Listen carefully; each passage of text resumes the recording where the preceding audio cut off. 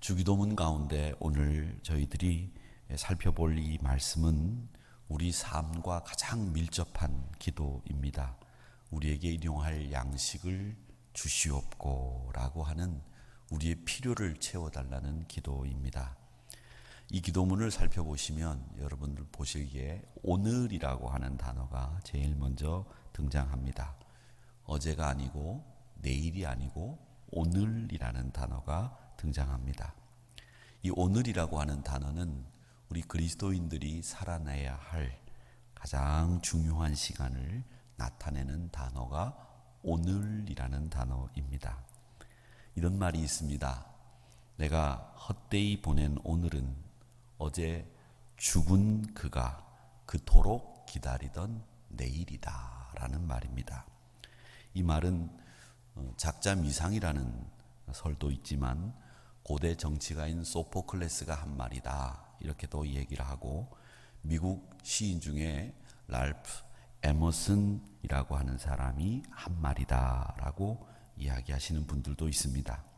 어쨌든 누가 한 말이든 이 말이 가지고 있는 뜻은 우리가 언젠가는 죽는다는 사실을 겸허하게 받아들이는 사람이 삶을 낭비하지도 않고 또 삶을 더없이 소중하게 여기면서 산다. 그런 사람이 오늘을 충실하게 산다라는 교훈을 주는 말씀입니다. 오늘 기도문에서 오늘이라는 단어가 제일 먼저 등장하는 것은 우리 그리스도인들은 어제를 사는 사람이 아니고 내일을 사는 사람이 아니라 오늘을 사는 사람들이라는 말입니다. 즉 구원을 완성한 자세로 오늘을 살아야 되고, 또 주님이 부르시는 그날을, 주님이 다시 오시는 그날을 기다리면서 떳떳하고 준비된 다섯 처녀가 기름을 준비한 그 모습처럼 준비된 모습으로 내일을 향해서 가는 오늘의 주인공이 우리들이다라는 뜻으로 오늘이라는 단어가 이 주기도문에 제일 먼저 등장을 합니다. 우리가 살게 될 이 천국의 삶도 오늘 이곳에서 살아내야 하기 때문에 천국의 삶을 살아낼 수 있는 사람, 그 사람이 우리 그리스도인들이기 때문에 오늘 이 기도문에는 오늘이라는 단어가 제일 먼저 등장을 하는 겁니다. 주님은 누가복음 12장 20절에 보면 어리석은 자여 오늘 밤에 네 영혼을 도로 찾으리니 그러면 네 준비한 것이 누구의 것이 되겠느냐 이렇게 말씀하셨습니다. 오늘이라는 말씀을 쓰신 거죠. 또 주님이 여리고성에서 삭개오를 만나셨을 때 어떤 말씀을 하셨는지 여러분 기억하실 겁니다. 예수님이 삭개오를 만나셨을 때 삭개오를 쳐다보시면서 하시는 말씀이 속히 내려와라. 내가 오늘 너희 집에 가서 같이 먹고 마셔야 되겠다. 이렇게 말씀하실 때에 오늘이라고 하는 단어를 사용하셨습니다. 내가 내일 너희 집에 머물겠다 아닙니다. 내가 어제 너와 함께 있지 않았느냐 아닙니다. 오늘 너희 집에 머물겠다. 주님은 내일 우리를 고치시는 것이 아니라, 내일 너희를 구원시키는 것이 아니라 오늘 너희 집에 가서 너를 구원하고 너에게 은혜를 베풀겠다고 약속하신 말씀입니다. 그래서 오늘이 은혜의 날이고 오늘이 구원의 날입니다. 주님이 삭개오에게 선언하신 겁니다. 누가복음 19장 9절입니다. 오늘 구원이 이 집에 이르렀으니 이 사람도 아브라함의 자손이미로다. 이렇게 말씀하셨습니다. 오늘 이 기도문에 우리가 지금 이 자리에서 오늘 충실하게 하나님이 지키시는 날이고 오늘 우리에게 필요한 것을 채워주시는 날이 오늘이라고 하는 것을 일러주시기 위해서 주님은 오늘 우리에게 라고 하는 말씀을 하신 겁니다. 자, 그 다음에 또 등장하는 단어가 우리라고 하는 단어가 등장을 합니다. 주기도문 전체를 한번 보실까요? 주기도문 전체에 보면 9절에서부터 계속 등장하는 단어가 있는데 그 단어가 뭐냐면 우리라는 단어가 등장을 합니다. 우리 아버지여 이름이 거룩히 여김을 받으시오며, 그 그 다음에 11절에 보면 오늘 우리에게 일용할 양식을 주시옵고, 12절에 보면 우리가 우리에게 우리 죄를 사하여 주옵시고, 또 13절에 보면 우리를 시험에 들게 하지 마시옵고, 이렇게 계속 우리라고 하는 단어가 반복적으로 나오고 있습니다. 나라고 하는 단수 대명사는 없고요, 우리라고 하는 이 대명사가 계속 등장을 합니다. 여기에 우리라고 하는 단어가 이 주기도문에서 등장하는 이유가 뭔가 잘 생각하셔야 됩니다. 여러분, 우리의 필요를 위한 기도문이라고 말씀을 드렸는데, 이 필요를 위해서 기도하든지 하나님 나라가 오기를 바라는 마음으로 하나님 앞에 기도하든지, 나를 위해서가 아니라 우리를 위해서 기도하고 있어야 한다라는 뜻입니다. 그것은 이 신앙적인 용어로 우리가 뭐라고 부르냐 하면 중보라고 얘기를 합니다. 우리를 위해서 기도하는 걸 중보, 특별히 나보다도 남을 위해서 기도하는 것을 중보라고 그렇게 부릅니다. 주님은 오늘 이 기도문을 저희들에게 가르쳐 주시면서 우리가 드리는, 하나님 앞에 드리는 이 기도는 철저하게 우리라고 하는 틀 안에서 드려져야 되는 기도다, 이렇게 말씀을 하신 겁니다. 기도는 내가 사라지고 우리만이 등장한다는 말씀입니다. 그러니까 이 우리라고 하는 단어를 우리는 기도하면서 사용해야 되고, 또 이 우리라고 하는 것은 기도할 때 철저하게 지켜야 되는 기도의 틀이 바로 우리라고 하는 틀이라는 거죠. 나라고 하는 틀이 아니라는 겁니다. 그런데 우리는 기도하면서 얼마나 나를 중심으로 기도하고 나의 필요만을 위해서 하나님 앞에 매달립니까? 그게 아니죠. 우리라고 하는 틀에서 기도해야 된다라는 겁니다. 근데 저는 이 우리에는 두 가지 의미가 있다고 생각을 합니다. 우리가 그냥 우리가 아니라 나와 함께한 너희들이라고 하는 우리가 있고요, 또 하나는 정말 우리, 너희들과 함께한 나라고 하는 우리가 있다고 생각을 합니다. 어떻게 보면 조금은 철학적인 생각일 수도 있겠지만, 똑같은 우리지만 그 우리 안에 내가 중심으로 한 우리가 있고 너희들을 중심으로 한 우리가 있다는 거죠. 저는 우리 그리스도인들은 너희들을 중심으로 한 우리, 나, 이게 우리 그리스도인들의 진짜 우리라고 생각을 합니다. 그러면 나와 함께한 너희들의 우리라고 하는 이 말을 어디다 적용할 수 있을까? 제가 가만히 생각을 해보니까 정치제도 가운데 공산주의, 이데올로기 공산주의라는 것이 있습니다. 이 사람들도요, 우리를 굉장히 강조합니다. 가치를 굉장히 강조해요. 우리 가치, 너희와 같이, 이런 걸 굉장히 강조하는 사람들입니다. 그리고 공산주의 이론을 주장하는 사람들은 이 공산주의가 사실은 사도행전에 나오는 같이 쓰고 같이 먹고 그 뜻을, 그 성경적인 가치관을 그대로 인용한 거다, 그것을 적용한 거다, 이렇게 말합니다. 네, 여러분, 아닙니다. 더 깊이 들어가 보면 왜 우리가 공산주의와 다르냐? 공산주의는 나를 중심으로 한 너희들이라고 하는 우리를 지향합니다.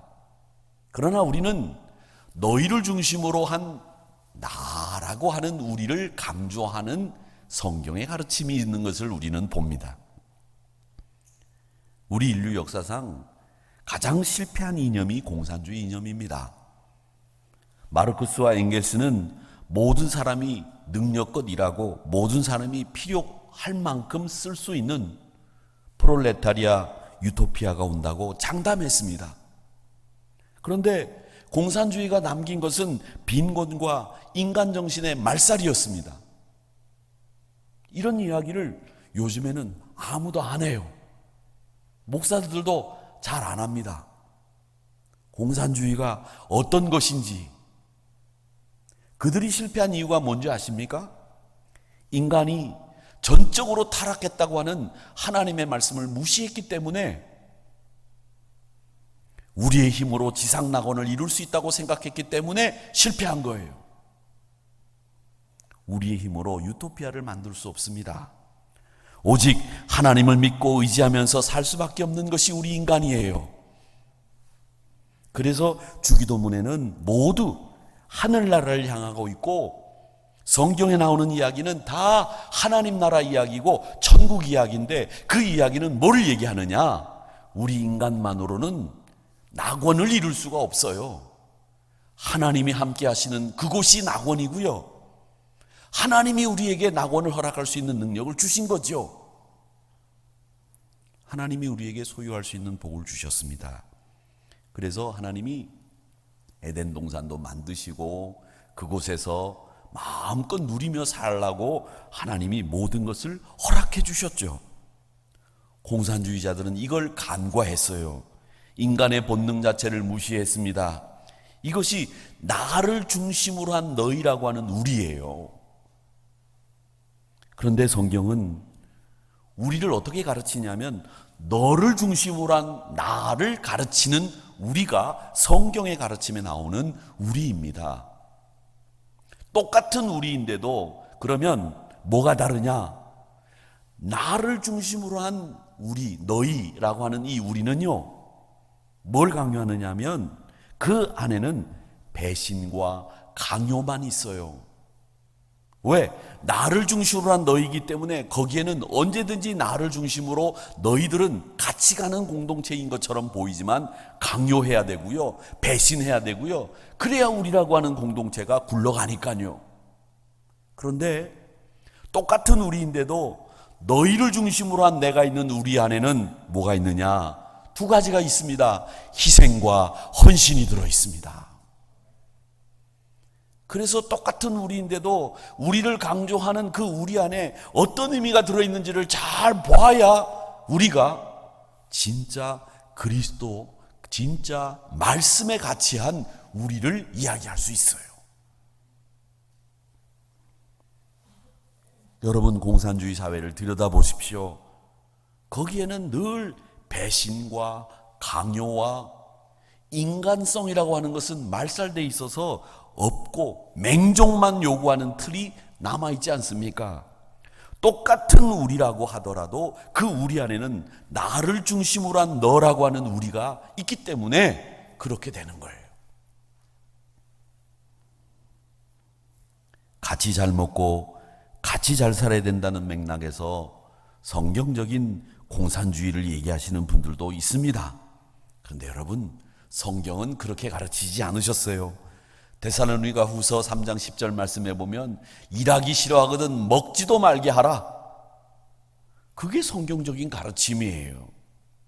열심히 일하고 같이 행복을 추구하는 세상을 만들어 가야 되는 겁니다. 그 안에는 너는 많이 가졌으니 내놓으라, 이런 강요 없습니다. 혹은 열심히 일하고 애쓴 그 사람의 노력을 무시하는 것 없습니다. 그런데 세상이 지금 어떻게 가고 있느냐? 열심히 노력하고 애쓴 것을 무시하려고 하는 경향들이 생겨나요. 그리고 요즘 세상은 어떻게 돼가고 있느냐? 일하지 않고도 먹을 수 있다라고 하는 생각이 팽배해져 가고 있어요. 여러분, 이건 틀린 생각입니다. 성경적인 생각이 아니에요. 주기도문은 그래서 우리에게 분명하게 우리라고 하는 명확한 단어를 가르쳐 주시고 계시고 우리가 활동해야 될 범위를 말씀해 주시고 있습니다. 신앙은 공동체성을 가집니다. 우리예요. 나를 중심으로 한 너가 아닌 우리가 아니고 너를 중심으로 한 나인 우리를 강조하는 공동체가 교회 공동체입니다. 그래서 신앙생활은요, 같이 하는 거예요. 데살로니가전서 4장 14절의 말씀에 보면 우리가 예수께서 죽으셨다가 다시 살아나심을 믿을진데 이와 같이 예수 안에서 자는 자들도 하나님이 그와 함께 데리고 오시리라, 이렇게 말씀하셨습니다. 우리는 나 혼자 부활하는 게 아니라 예수님과 같이 부활하고 우리 모두가 같이 부활하는 거예요. 다시 부활의 동산 앞에 서는 날 나 혼자만 서는 게 아니라 우리가 같이 서는 거예요. 그래서 신앙생활은 나 혼자 구원받고 나 혼자 살아서 나 혼자 고고하게 이렇게 살아가는 게 신앙생활이 아니죠. 그래서 주님은 우리에게 기도를 가르치시면서 우리라고 하는 말을 이렇게 많이 하신 겁니다. 사랑하는 성도 여러분, 제가 이 설교를 준비하면서 통계를 이렇게 보니까요, 이 통계가 정확하게 나와 있지를 않은데 1년에 우리나라에서 고독사로 세상을 떠나는 분, 이분이 500명에서 한 1000명 정도 된대요. 근데 한 3년 전에 통계를 보니까 그 3년 전의 통계는 한 500명 남짓인데 이제 작년 통계를 보니까 500명에서 1000명 사이라고 대충 어림잡아 통계가 그렇게 나와 있더라고요. 500에서 1000명이 1년에 고독사로 죽는데, 이 고독사로 죽는 건 혼자 죽는 게 아니라 혼자 돌아가셔서 며칠 동안 발견이 안 되시는 분들이 고독사라고 그렇게 정의를 하는데, 돌아가신 지 며칠 후에 발견되는 분들이 1년에 500에서 1000명 사이라는 거예요. 혼자 이렇게 아무도 가족이 없는 데서 죽는 건 고독사가 아니래요. 돌아가셔서 돌아가신 지 모른 채 며칠이 지나서 발견되는 분, 이렇게 많다는 거예요. 여러분 아십니까? 화장장에 가서 성도들을 화장을 하는 시간 동안에 기다리고 납고를 하고 내려와 보면 다 모든 것이 끝난 것 같은데 그때 무연고 시신들이 들어와서 화장한다는 거예요. 참 쓸쓸합니다. 목사가 또 다시 달려가서 그분들을 위해서 기도하고 싶은 마음이 들어요. 아무도 없는데 직원 한 명이 그분을 모시고 가가지고 처리하는 그런 과정을 보면서 세상에 태어나서 저렇게 가는 건 아닌데, 이런 생각이 들 때가 얼마나 많은지 모릅니다. 여러분, 함께가 그만큼 중요한 거예요. 빌립보서 2장 2절에 보면 마음을 같이하여 같은 사랑을 가지고 뜻을 합하여 한 마음을 품어, 이렇게 말씀하십니다. 사랑하는 성도 여러분, 마음을 같이 하시고요, 같은 사랑을 가지고요, 뜻을 합하고요, 한 마음을 품어서 우리 신앙생활 잘 해보자고요. 그리고요, 마음을 같이하여 같은 사랑을 가지고 뜻을 합하여 한 마음을 품어 이 나라의 역병이 사라지기를 위해서 기도하시자고요. 그러면서 이 빌립보서 2장 말씀에 보면 각각 자기보다 남을 낮게 여기고 살라고 말씀하십니다. 남을 무시하거나 남에게 못한다고 말씀하지 마시고요, 신앙 자세는 네가 옳다, 네가 잘했다, 이렇게 말하는 것이 신앙 자세라는 겁니다. 사람들 무시하지 마세요. 모든 사람들을 보면 다 나에게 가르칠 만한, 교훈을 줄 만한 뭔가가 다 있어요. 그것이 우리 신앙인들이 바라볼 때 보면 야, 저건 틀린 것 같은데 라고 생각을 하고 그분을 가만히 지켜보면 그분이 우리에게 주는 뭔가의 교훈이 꼭 하나씩은 있더라는 거죠. 그걸 배우는 사람은 잘 사는 사람이고요, 그걸 캐치 못하는 사람들은 못 사는 사람들이에요. 사랑하는 성도 여러분, 여러분이 늘 우리 공동체를 지켜나가는 중심에 여러분들이 계시기를 주의 이름으로 축원합니다. 그래서 이 주기도문에 우리에게 일용할 양식을 주십시오라고 하는 이 기도에 오늘이라고 하는 단어가 가지고 있는 의미와 우리라고 하는 단어가 가지고 있는 그 의미를 여러분 가슴에 잘 새겨서 기도하실 때마다 이 함께하는 너를 중심으로 한 나인 이 우리 공동체를 건강하게 만들어가는 우리 사랑하는 성도님들이 되시기를 주님의 이름으로 축원합니다. 하나 마지막 더 생각할 것은 일용할 양식을 주시옵고라고 하는데, 이 일용할 양식이라고 하는 단어입니다. 9절에서부터 10절까지 보면 오늘 이 주기도문을 이렇게 분류해요. 하나님에 관련된 기도가 3가지가 있다.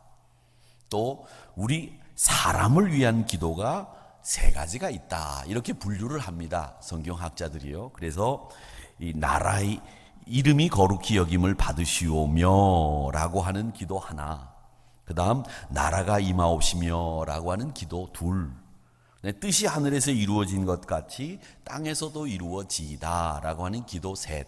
이게 하나님을 위한, 하나님과 관련된 기도 첫 번째이고요. 두 번째는 우리와 관련된 기도가 11절에서부터 13절까지 있다고 말씀을 합니다. 그래서 첫 번째가 우리를 향해서 관련된 이 기도가 일용할 양식을 주시옵고, 두 번째 기도가 우리 죄를 사하여 주시옵고, 세 번째 기도가 우리를 시험에 들게 하지 마시옵고 라고 하는 이 기도가 세 번째 기도. 그래서 하나님을 위한 세 가지 기도, 우리를 위한 세 가지 기도, 여섯 가지 기도가 모여서 주기도문이 되었다. 이렇게 해석들을 합니다. 그 가운데 우리에 관련된 기도 첫 번째가 일용할 양식을 주시옵고라는 기도라는 거죠.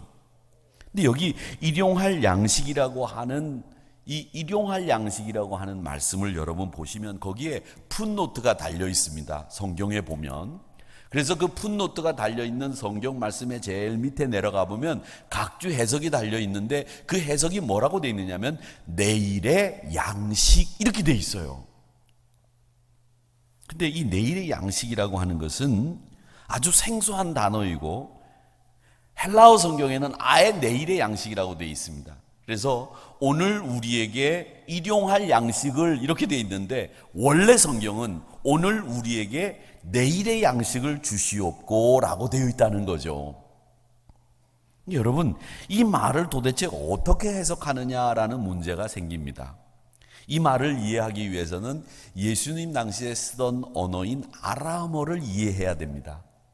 이 아람어는 여러분 예전에 그 멜 깁슨이라고 하는 영화 배우가 감독이 돼서 만들었던 영화가 있어요. 예수님의 그 십자가 사건을 그려놓은 영화 패션이라고 하는 영화가 있었습니다. 그 영화가 대사가 영어가 아니라 아람어였어요. 그래서 그 영화가 의미 있는 영화다. 왜? 예수님 당시에 쓰던 아람어를 다시 만들어서 썼기 때문에 그 영화에 나오는 아람어가 성경학자들도 공부하는 것이 됐잖아요. 근데 그 아람어라고 하는 언어는 예수님 당시에 그 보통 사람들이 쓰는 언어였어요.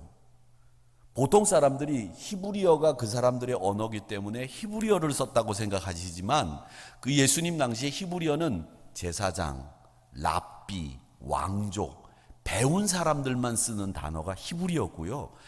보통 사람들은 히브리어를 몰랐어요. 왜 몰랐느냐? 70년간 바벨론 포로로 끌려갔다가 오면서 이 사람들이 바벨론 강가에서 쓰던 바벨론 메소포타미아 문명과 어우러지면서 쓰던 언어가 아람어인데 그 언어가 그대로 가나안으로 돌아오면서 정착이 되고 보통 사람들에게 쓰는 언어가 된 겁니다. 그게 예수님 당시까지 그대로 사용되었어요. 그게 아람어입니다. 그러니까 예수님이 쓰던 말은 히브리어가 아니었어요. 아람어였단 말이죠. 그런데 그 아람어 성경에도 보면 오늘 일용할 양식이 내일의 양식이라고 되어 있습니다. 자, 그렇다면 이 내일의 양식이라고 하는 말을 생각해 보면 오늘 일용할 양식이라고 하는 말이 갖는 의미를 우리가 정확하게 알 수 있는데 여러분, 내일의 양식하면 뭔가가 생각이 나지 않습니까? 한번 머리를 써보시기 바랍니다. 머리를 써보면 뭔가가 생각나실 거예요. 그게 뭐냐면 이스라엘 백성들이 애굽에서 나와서 광야에서 먹을 것이 없다고 아우성 칠 때 하나님이 주신 만나와 메추라기가 생각나실 거예요. 그 만나와 메추라기를 거두는 원칙이 있었죠. 그날 먹을 만큼만 얻게 하셨어요. 그런데 단 그날 먹을 양이 넘어서면 다 썩었단 말이죠. 그런데 썩지 않는 날이 있었죠. 안식일 전날 내려온 만나와 메추라기는 안식일 날까지 먹을 수 있는 양을 거두어도 썩지 않았습니다. 그게 바로 내일의 양식입니다. 이걸 이스라엘 사람들은 잘 알고 있었어요. 내일의 양식이라고 하는 게 뭐냐? 그 내일의 양식이라고 하는 것은 결국 뭐냐면 너희가 힘을 들여서 버는 양식이 아니고 하나님이 주시는 양식이야 라고 하는 말씀을 갖고 있는 것. 이 내일의 양식이라고 하는 말, 일용할 양식이라고 하는 말은 우리가 쓸 수 있는, 우리가 먹을 수 있는 음식을 주세요 라고 하는 말이 아니라 사실은 양식을 달라고 하면서 우리가 받는 첫 번째 메시지는 뭐냐면 너희들이 먹는 거, 너희들이 살고 있는 필요, 그게 너희 힘으로 얻은 줄 알아? 아니야. 너희 힘으로 사는 게 아니야. 이 메시지를 주시는 것이 일용할 양식이라고 하는 단어가 가지고 있는 의미입니다. 너희가 살아가는 동안에 필요한 양식은 내가 주는 거지 너희 힘으로 얻는 게 아니야. 그게 이 일용할 양식이라고 하는 단어에 풋노트가 달려서 내일의 양식이라고 하는 분명한 이 말씀이 우리에게 주는 메시지입니다. 그러니까 네 힘으로 행복을 쟁취할 수 있다고 생각하니? 아니야. 이 메시지가 일용할 양식 안에 담겨져 있는 겁니다.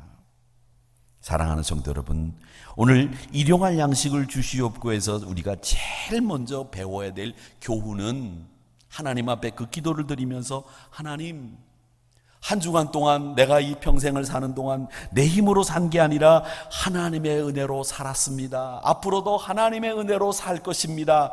이걸 고백하는 마음가짐, 그걸 가지고 일용할 양식을 주시옵고 라고 하는 말씀을 기도로 올려드려야 된다는 겁니다.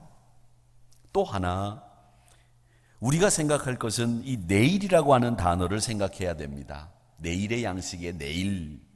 이 내일이라는 단어는 예수님 당시에 쓰던 그 아람어로는요, 마헬이라고 합니다. 마헬. 근데 마헬이요, 정확하게 어제, 오늘, 내일이 아니라 이 마헬이라고 하는 내일이라고 하는 단어는요, 사실은 영어로 하면 another day예요. 다른 날이에요. tomorrow가 아니에요. another day예요. 오늘과 다른 날이에요. 즉 그러니까 이 말은 뭐냐면 오늘과 다른 날이라는 뜻은 뭐냐면 어제, yesterday, today, tomorrow가 아니라 오늘과 다른 another day를 얘기하는 거예요. 내일이라고 하는 말이. 즉 이 말은 뭐냐면 우리에게 다가올 그날이 내일인지 그 다음 날인지는 모르지만 분명한 것은 오늘 우리가 살았던 이 오늘과는 다른 날이 우리에게 올 거라고 하는 믿음으로 기도하는 거예요.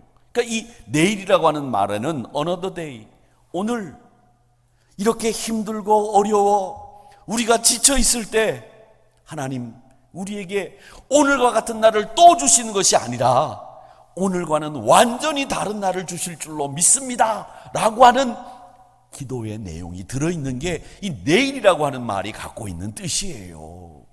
another day. 하나님, 버림받고 가진 것 없어 철철 눈물을 흘리던 오늘과 같은 날이 아닌 사랑받고 그리고 하나님 앞에 마음껏 풍요를 누릴 수 있는 another day, 내일을 주십시오. 그 말이에요. 하나님의 통치가 일어나는 날, 우리 주님이 우리를 사랑하시는 날, 비정하고 배신하고 강요하고 자기 배만을 위하는 날이 아닌 그런 투데이가 아닌 다른 날, another day. 서로 사랑하고 서로를 위해서 기도해주고 서로를 배려해주고 서로를 위해 기도해주면서 아껴주는 another day, 그날이 우리에게 오기를 바랍니다. 그날의 양식을 우리에게 주시옵소서. 이렇게 기도하고 있는 내용입니다.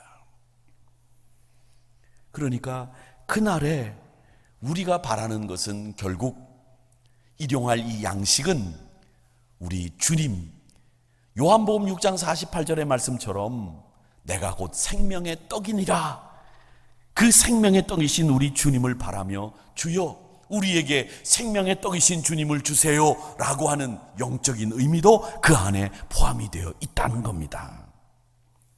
늘 떡이신 양식이신 주님을 구하며 살라는 메시지도 이 안에 담겨져 있는 거예요. 사랑하는 성도 여러분, 저처의 기근 병의 소식이 끊어지지 않는 이 시대가 종말의 시대입니다. 정말 이 시대에 필요한 희망을 노래해야 되겠는데 어디에도 희망을 노래하는 사람이 없습니다. 지난주에 어떤 분이 그러시더라고요. 이 병이 언제 끝날지, 무엇으로 고쳐질지. 지금 우리가 믿고 있는 건 딱 두 가지밖에 없다. 소독제와 마스크. 참, 이 소독제와 마스크로 우리가 지금 연명하고 있다. 이렇게 이야기를 합니다. 그것마저도 자유롭게 살 수 없는 이런 지경에 우리 국민들이 절망하고 있는데 내일의 양식이 무엇입니까? 우리 주님이신 줄 믿습니다. 그리고 우리는 너를 중심으로 한 나인 이 우리 공동체입니다.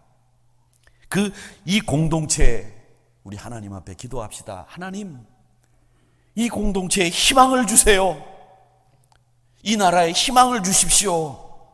하나님, another day, 이렇게 힘들고 어려운 이 날이 아닌 하나님, 온 나라 백성들이 자유롭게 마음껏 질병으로 해방되고 구원받아 하나님의 사랑을 구가할 수 있는 another day, 내일을 주십시오. 이렇게 기도해 주시기를 바랍니다. 생명의 떡이신 우리 주님을 간구하면, 그분만을 사모하면 하나님, 우리에게 내일 another day가 임하게 될 줄 믿습니다. 그렇게 이 주기도문을 외우시며 하나님 앞에 올려드리면서 하나님의 사랑을 다시 한번 체험하는 이 나라 이 민족이 되기를 바라고, 하누리 성도님들이 되시기를 주님의 이름으로 축원합니다.